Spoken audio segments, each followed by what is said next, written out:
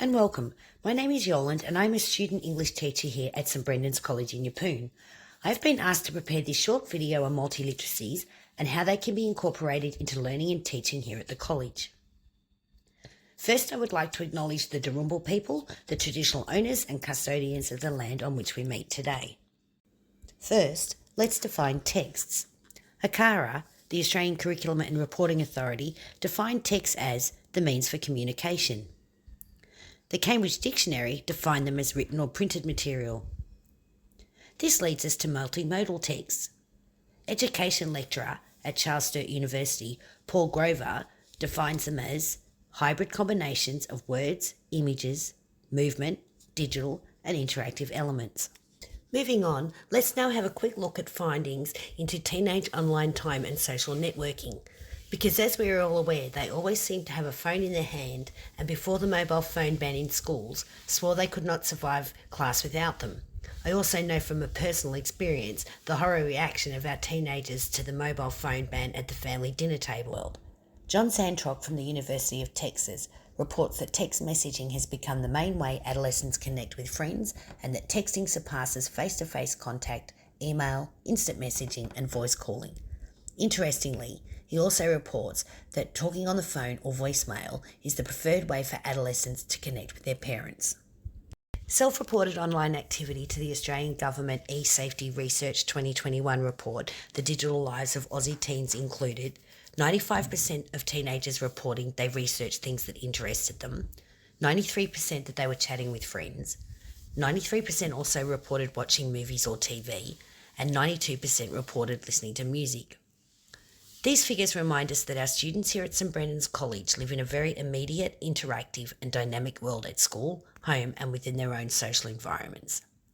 Hence, as reported by Gloria Jacobs, independent scholar and former professor of literacy at John Fisher College in New York, it might be risky to engage students in multiliteracies and participatory culture, but not to do so poses an even greater risk.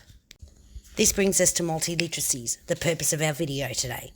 Douglas Baker and Kia Richmond, in their paper Multiliteracies and Writing, describe multiliteracies as a widening range of digital text types with their associated boundaries of generic structures that are less visible than those of time-ordered written forms. The result of this ever-widening range of text means that students are flooded with images which they must learn to read more quickly in order to better understand how to read and communicate in their worlds.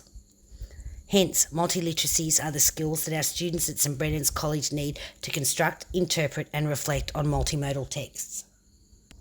So in order for St Brendan's College to teach multiliteracy that produces multiliterate students, a multiliteracy pedagogy must be adopted. Pedagogy is the practice of teaching, and the adoption of several well-established pedagogies will allow our students to become multiliterate. Sieglem and Garcia report that a pedagogy of inquiry allows students to adopt perspectives and opinions that situates them as citizens who are able to navigate change and diversity. A pedagogy of collaboration, Mills reports, involves students working together in formal and informal situations, and a pedagogy of participation allows all students to express their creativity while also feeling their contributions are sought and worthy of voicing. The last thing we need to keep in mind is the way students read. Tate, Australian author of Mass Education, discusses that we must also be aware that the way students read is also changing and must be incorporated into our teaching pedagogies. This is because students are not necessarily making meanings from words.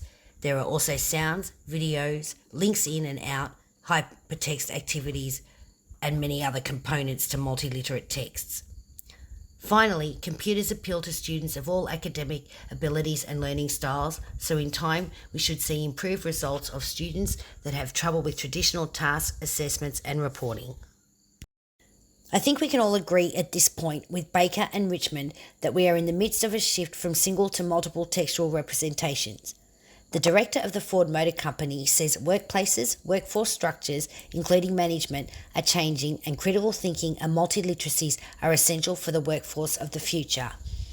He also says that all of these skills can be acquired with innovative teaching and the use of technology.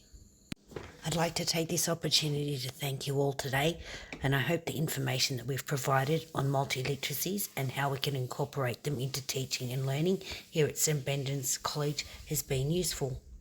I'll now open the floor to questions, and again, thank you for your time.